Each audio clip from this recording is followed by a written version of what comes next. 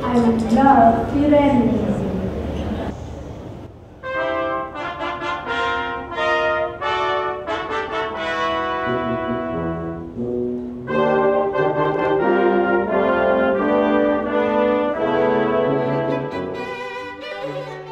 My name is Harry C. Doolittle. C stands for Courtney, that's my middle name. Harry C. Doolittle, that's my artist name. Origami. That's origami because it looks like an origami thing.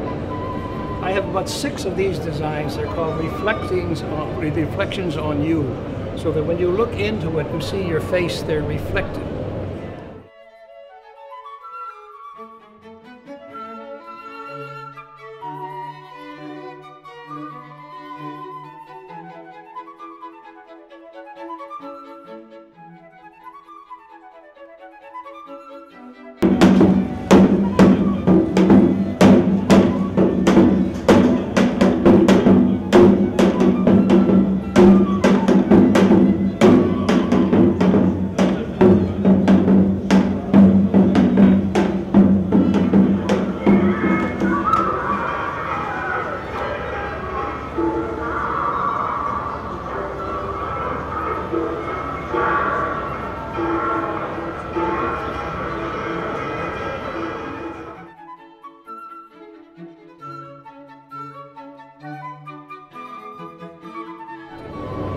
I work on a drawing board which is about 34 and 36 inches by 24 inches.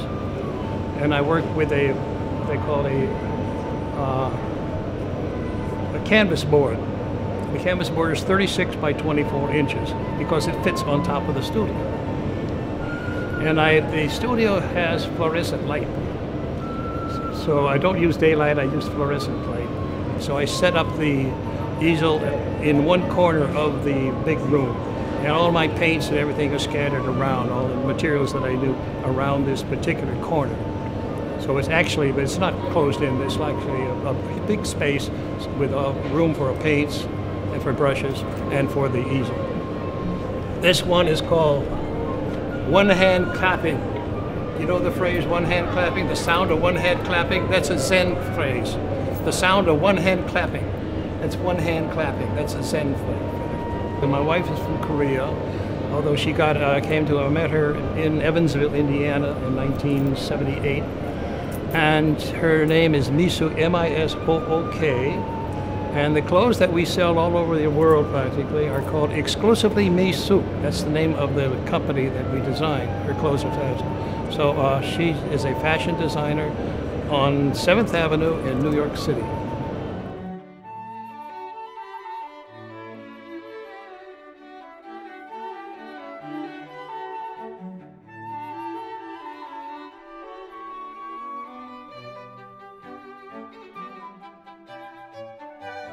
Ten years ago, my wife asked me to come and join her in the fashion business. So when she was just starting it out, 1997, I went and joined her company, and I worked with her as a partner in the fashion business and helped develop that. And then last 2 years ago, we sold the company to a major corporation, and then I left the fashion business and devoting all my time mostly to painting. This one was inspired because I was walking down Madison Avenue and I saw a big hunk of glass thrown out there. I said, that would make a nice painting. So anyway, I had him cut this glass and cut inside. Now this is inside the painting. I have a mind right now, I have a painting that's in the works. It came in a dream about 3 weeks ago. There's a bunch of things like that. It'll be done in another couple of weeks. I don't know where they come from, but there they are. So it's fun. Today we're going to speak of an artist that I love very much. When Tina Modotti was being deported from Mexico, she was considered una extranjera indeseable. Very beautiful, a pale face framed by 2 wings of black hair and great eyes that continue to look at us throughout the years. The limitations that I had, the size of the studios, decided what kind of painting I would do.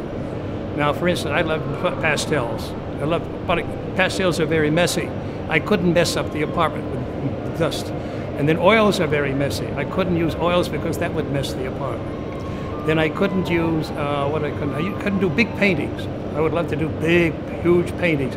There's no room in the apartment. So I was dictated by my environment to choose the kind of paintings that I did. I couldn't have any bigger than 36 inches or 24 because I couldn't fit it in there. So that's decided on what this painting, how the size of the paintings would be. Like some people would have like a stand-up, easel with great big paintings like 6 feet, 7 feet. I couldn't have that because there was no room to put them there. So I was limited into the kind of painting. Evidently there was an artist in Russia or someplace who had to paint in a closet because it was against the law to paint abstract paintings. So all his paintings by clay, I think, is done in a closet because he couldn't have legally paint outside the closet. So that's what I had to develop a style that would fit in an apartment.